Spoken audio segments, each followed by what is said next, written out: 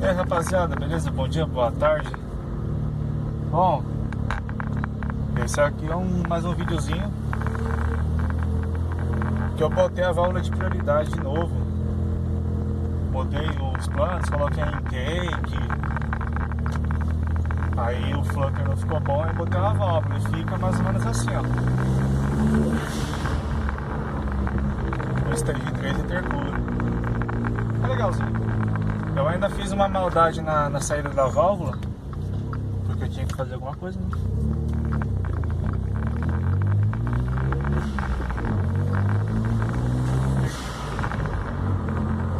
Então de alta não é tão assim, mas eu acho que eu vou tirar essa pequena notificação e deixar ela toda original mesmo. O pneu tá novo, então eu tô com dó de pisar.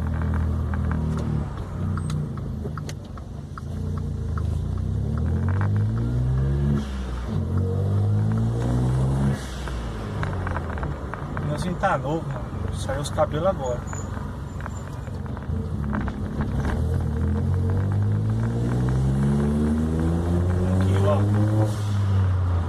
Mas mesmo assim, eu acho que eu vou tirar essa rodância porque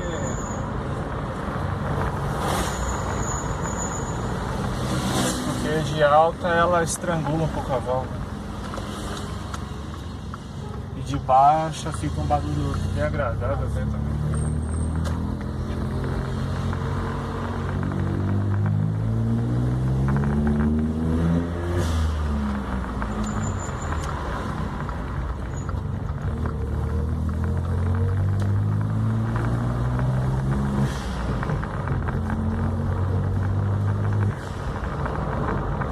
É só isso, o videozinho de hoje bem curto, bem curto.